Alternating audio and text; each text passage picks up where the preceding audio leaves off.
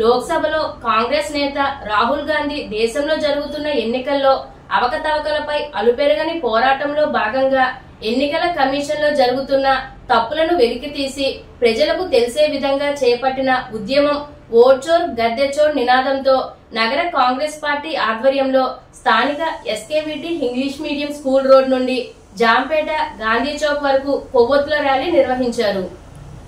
ఈ సందర్భంగా తూర్పుగోదావరి జిల్లా రాజమండ్రి నగర కాంగ్రెస్ అధ్యక్షులు బాలేపల్లి మురళీధర్ ఆధ్వర్యంలో జరిగిన ర్యాలీలో కాంగ్రెస్ నాయకులు కార్యకర్తలు పాల్గొన్నారు. నరేంద్ర మోడీ డౌన్ డౌన్ అంటూ దారి పొడవునా నినాదాలు చేశారు. ఈ సందర్భంగా బాలేపల్లి మురళీధర్ మాట్లాడుతూ దేశంలో బీజేపీ పాలన నడుస్తుందని, దానికి కారణం ఓట్లు చోరీ చేయడంలో మోడీ పాత్ర ఎక్కువగా ఉందని, ప్రజాస్వామ్యబద్ధంగా ఎలక్షన్ కమిషన్ తగు విధమైన చర్యలు తీసుకొని దేశ ప్రజల భవిష్యత్తును కాపాడాల్సిన అవసరం ఎంతైనా ఉందని ఆయన ఆవేదన వ్యక్తం చేశారు. రాష్ట్ర కాంగ్రెస్ పార్టీ అధ్యక్షురాలు షర్మిలారెడ్డి ఆదేశాల మేరకే ఈ కొవ్వొత్తుల ర్యాలీ రాష్ట్ర వ్యాప్తంగా జరుపుతున్నట్లు ఆయన అన్నారు. అందులో భాగంగానే తూర్పుగోదావరి జిల్లాలో పలు చోట్ల కొవ్వొత్తుల ర్యాలీ చేపట్టాలని నిర్ణయించినట్లు ఆయన తెలిపారు. కూటమి ప్రభుత్వంలోని బీజేపీ ఉండడం, ఆంధ్ర రాష్ట్రంలో ఎలక్షన్ విధి విధానాలపై ఎలక్షన్ కమిషన్ సరిగ్గా స్పందించాలని, ఆంధ్ర రాష్ట్ర ప్రజలను కాపాడాలని, ప్రజాస్వామ్యాన్ని నేర్పాలని బాలేపల్లి మురళీధర్ కోరారు. ఈ కొవ్వొత్తుల ర్యాలీలో కాంగ్రెస్ నాయకులు కొవ్వూరు శ్రీనివాస్, చింతాడ వెంకటేశ్వరరావు, చామర్తి లీలావతి, ఇజ్జారౌతు సత్యనారాయణ, మహమ్మద్ అలీ, బండారు వెంకన్న, రాజు, వీర్రాజు, ఎన్ఎస్యుఐ రాష్ట్ర ప్రధాన కార్యదర్శి తారకేష్, యూత్ కాంగ్రెస్, ఎన్ఎస్యుఐ నాయకులు తదితరులు పాల్గొన్నారు.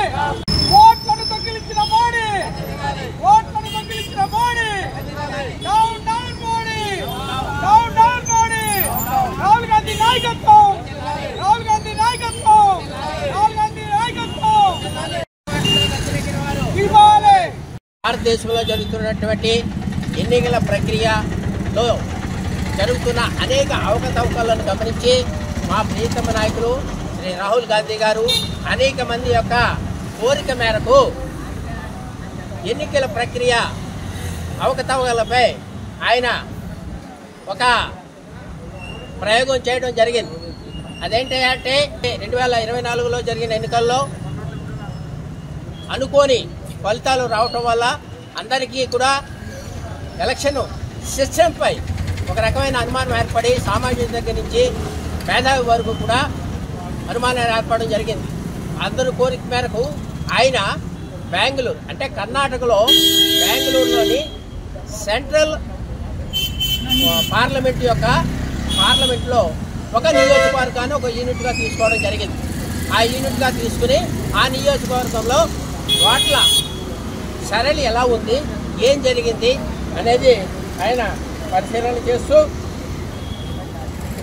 అయితే దీనికి ముందు మా రాహుల్ గాంధీ గారు ఈసీని డిజిటల్ ఓటర్ లిస్ట్ కావాలని, అలాగే మొన్న పోలింగ్లో జరిగినటువంటి పోలింగ్ సరళ యొక్క సీసీ ఫుటేజీలు కావాలని అడగగా వారు రిఫ్యూజ్ చేసి సీసీ ఫుటేజీలు దాన్ని మేము అరెస్ట్ చేసేసాం, మా దగ్గర లేవు, అలాగే మీకు డిజిటల్ ఓటర్ లిస్ట్ ఇవ్వటం కుదరదు అని చెప్పి మాన్యువల్ ఓటర్ లిస్ట్ ఇవ్వడం జరిగింది.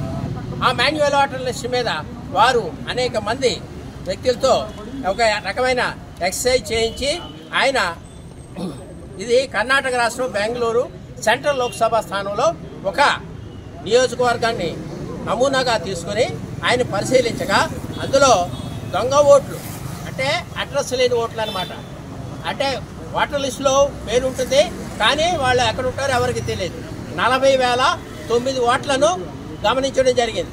అలాగే ఫోటో లేకుండా ఉన్నటువంటి లిస్టులో 14,132 ఓట్లను కనుగొనడం జరిగింది. అలాగే 6A అంటే 18 సంవత్సరాలు నిండిన తర్వాత ఓటుకు కొరకు పెట్టుకునేది 6A అంటారు. ఈ 6A కొత్తగా ఓటరు నమోదు అనమాట. అయితే ఈ 6Aలో విచిత్రం ఏంటంటే 72 ఏళ్ల మా బామ్మగారు 90 ఏళ్ల తాతయ్య గారు కూడా అప్లై చేసుకుని ఈ 6Aని దుర్వినియోగం చేయడం జరిగింది. ఇన్నాళ్ళు వాళ్ళకి ఓటు హక్కు లేదా? సాధారణంగా ఓటు హక్కు 18 సంవత్సరాల నుంచి, ఒకవేళ లేట్ చేస్తే 2-3 సంవత్సరాలు లేటుగా 25 సంవత్సరాల లోపే తీసుకుంటారు, కానీ ఇంతకాలం ఉండదు కదా. అంటే ఇక్కడ కూడా ఫ్రాడ్ జరిగింది. ఆ రకంగా ఉన్నటువంటి 6A దుర్వినియోగం 33,692 ఓట్లు. అలాగే ఒక మనిషి అనేక చోట్ల ఓటు వేయటం, అటువంటి ఓట్లు 11,965 ఓట్లు. అలాగే ఒకే అడ్రస్లో, అంటే ఈ డోర్ నెంబర్ ఉందనుకోండి, ఇక్కడ ఏకంగా 150 ఓట్లు. అంటే నిజానికి అక్కడ ఉండేది చిన్న గది, ఒక 2 గదులు స్థలం ఉంటే అక్కడ ఒక 70 ఓట్లు. ఇట్లాగా ఆ నియోజకవర్గం పరిశీలన చేయగా 1,02,50 ఓట్స్ ఈ రకంగా కనుగొనబడింది. అంటే ఒక నియోజకవర్గంలో 1,00,000 పైచీలకు ఈ రకమైనటువంటి ఓట్లు, దొంగ ఓట్లు కానీ లేదంటే ఉండకుండా ఓట్లు కానీ ఉన్నాయి అని అంటే, మరి ప్రజల యొక్క భావం, వారు ఎవరిని గెలిపించాలి, ఎవరిని అధికారంలో తీసుకొని రావాలనే వారి యొక్క ఆలోచన వ్యతిరేకంగా ఇక్కడ రిజల్ట్ వస్తుంది, తీర్పు వస్తుంది. ఆటోమేటిక్గా ఇది పార్లమెంటు కూడా కాదు, ఒక నియోజకవర్గం, అసెంబ్లీ నియోజకవర్గం మాత్రమే. కాబట్టి వెంటనే కూడా దీని మీద మా రాహుల్ గాంధీ గారు సమావేశం ఏర్పాటు చేసి దీన్ని ప్రెస్ వారికి, ప్రజలకు, దేశ ప్రజలకు వివరించడం జరిగింది. దీనిపైన విపరీతమైన స్పందన వచ్చింది.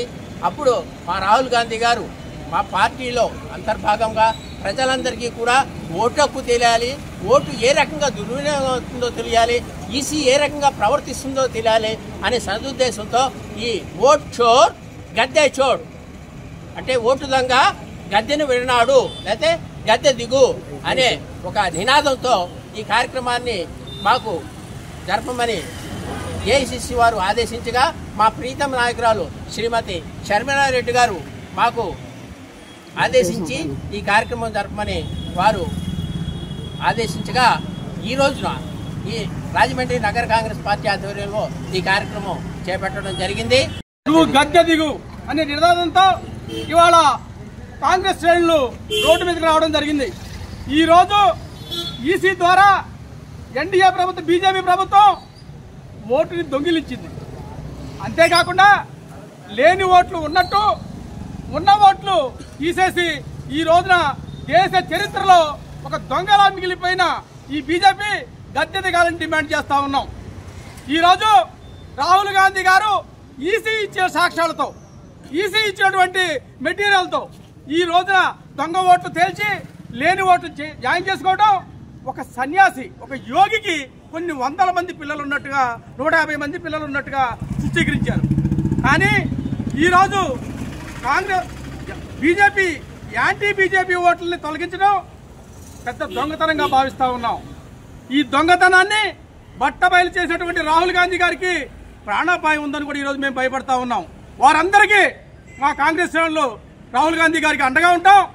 ఈ దొంగ ఓటు తేల్చాలి, ఈసీ సక్రమంగా ఇందులో దర్యాప్తు చేసి దాన్ని సరళ చేయాల్సిందిగా కోరుతా ఉన్నాం.